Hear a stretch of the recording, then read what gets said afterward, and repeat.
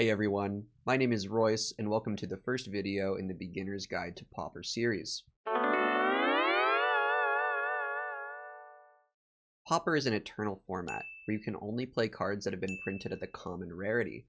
It's a unique, affordable, and competitive format, and my favorite way to play Magic. However, like many Magic formats, the sheer amount of information can be overwhelming, especially if it's targeted at veterans, not beginners. This series is meant to make Pauper approachable for someone brand new to the format by providing a quick look at some of the most popular and powerful decks. Let's get right into it.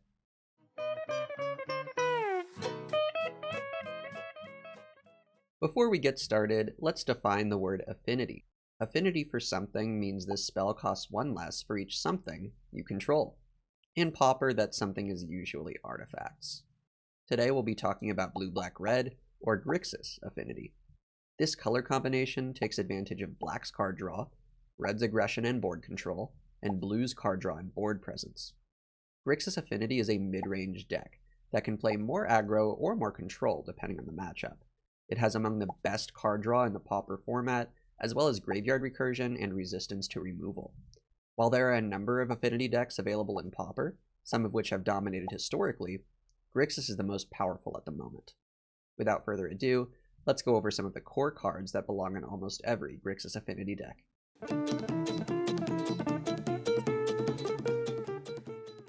First, let's talk about the most powerful cards and combos that make playing Affinity worthwhile.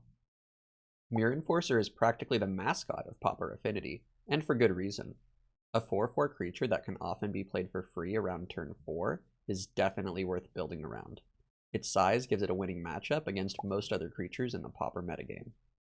Thoughtcast offers 2 cards for just 1 mana, which is an excellent rate. This card can be played for the minimum cost as early as turn 2. It's one of the main reasons to play blue in Pauper Affinity. As one of the best spells in Pauper, Galvanic Blast has found its way into most red decks in the format, but it's truly at home in Affinity. It has the ability to stem early aggression or push for lethal damage. Kenku Artificer is the second reason we splash for blue.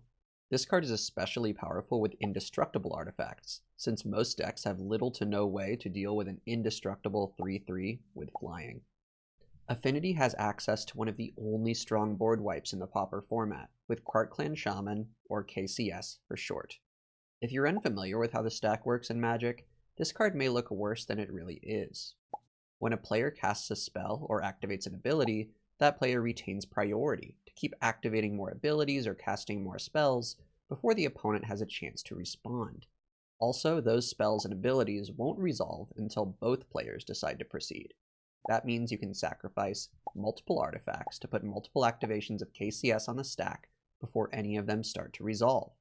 Even after KCS inevitably kills itself with its ability, the remaining triggers will still happen, allowing you to take out creatures with more than 1 toughness. A 2-card combo involving KCS is also currently popular. Toxin Analysis is a 1-mana instant that can give Krark-Clan Shaman Death Touch and Lifelink. For the price of 1 artifact, this lets KCS wipe the board of all non-flying creatures and heal off a good chunk of damage. Makeshift Munitions is a powerhouse. It's great for board control purposes against decks that play both counter magic and troublesome creatures, especially fairies. If you can sneak it onto the board without getting countered, it's likely to bully these decks out of the game. Also, against any matchup, it can be a huge late-game closer. When Affinity has piles of mana and artifacts, those artifacts, including lands, can be thrown directly at the opponent for lethal damage. Some players have elected to cut this card due to a lack of space, but it's still seen more often than not. Somewhere between a payoff and an enabler, Refurbished Familiar breathed new life into Grixis Affinity when it dropped in mid-2024.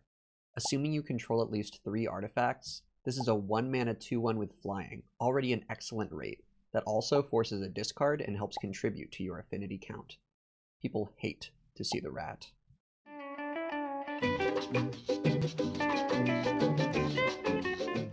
Let's talk about how we flood the board with the artifacts that enable our huge payoffs. We already know that all of our payoffs are cheap, and some of them are completely free. But what if the enablers were too? There are 2 cycles of lands that also carry the artifact type, and if it gives you a hint about their power level, Both cycles are under constant consideration for outright bans in Pauper. You could think of the Mirrodin lands, named after the set from 2003, as strictly better basic lands in an Affinity deck. These lands come in untapped, and they tap for mana of their associated color, with no strings attached. Since they're artifacts as well, they also synergize with the Affinity strategy. The Bridges, released almost 20 years later in Modern Horizons 2, are dual lands, which means that each one can tap for one of two colors. Since they're indestructible, they also have great synergy with Kenku Artificer, who wouldn't want to bludgeon an opponent with a flying bridge. The downside is that they come into play tapped, but that's a small price to pay. Our deck has access to up to 24 on-color artifact lands if we so choose, which means that the entire mana base, or close to it, will have the all-important artifact type. 2 artifacts for the price of 1? What more could you ask for? Although Blood Fountain doesn't have an immediate impact on the turn it's played, it gives Grixis Affinity excellent late-game grind power, buying back Mirror Enforcers and Refurbished Familiars until the game is won. At 2 mana to draw 1 card, Ichor Wellspring may look unassuming at first, but it's valuable fodder for various spells that sacrifice artifacts as a cost, and many of those spells draw cards as well. More on that later. In some matchups, Nihil Spellbomb won't get much mileage, basically functioning as an expensive way to boost your affinity count and draw a card down the road. In others, Nihil Spellbomb is indispensable and can win the game on the spot. At present, Grixis Affinity can afford to run the situational spell in the main deck to blow decks like Dredge out of the water and have powerful tools against Tolarian Terror decks or the Mirror Match. Most Grixis Affinity decks play one of these utility artifacts. Both of them give card draw for 1 mana. While Chromatic Star offers color fixing and easier access to the card draw, Candy Trail offers card selection and life gain. This one really comes down to the current metagame and player preference.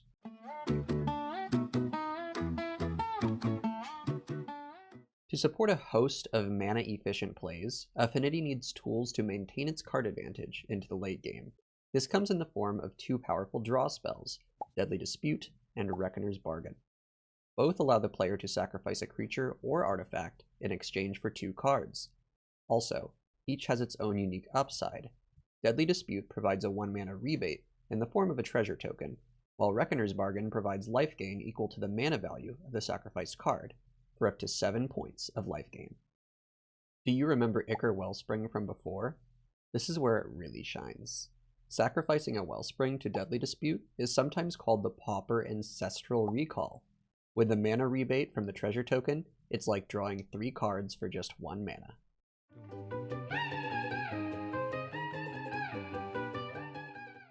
Let's discuss how an average Grixis Affinity game pans out. Typically, the deck has a fairly slow opening.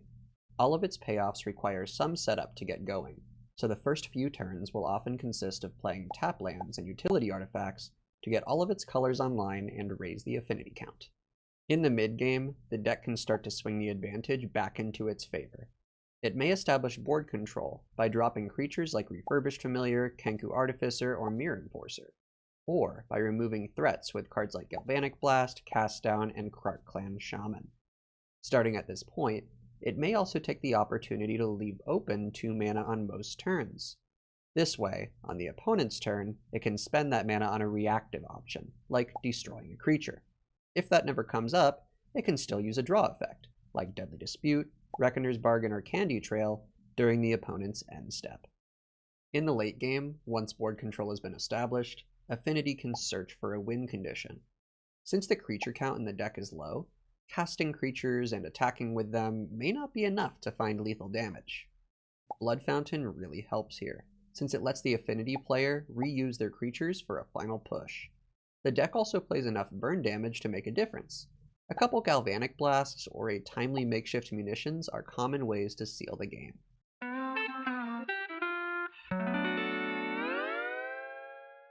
Before you rush out to buy your own Affinity deck, let me offer just a word of caution. Grixis Affinity is a grindy deck.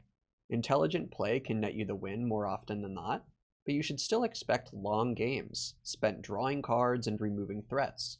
Also, since Affinity has been a long-time mainstay of the Pauper format, almost every deck will pack some artifact hate in the sideboard.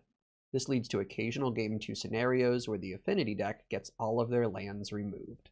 With all of that said, if you love card advantage as much as I do, and enjoy decks with a flexible tempo that can adapt well to the opposition, Grixis Affinity may be perfect for you.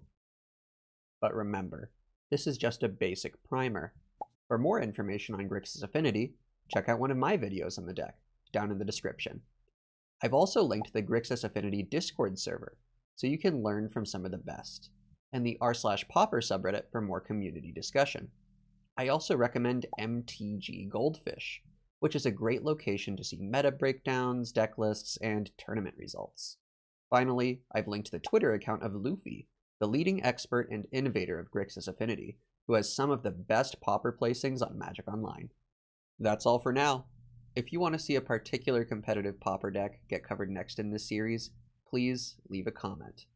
Also, if you want to see more Pauper content just like this, a like and a subscription to the channel would be marvelous. Thanks so much for watching, and I'll see you in the next one.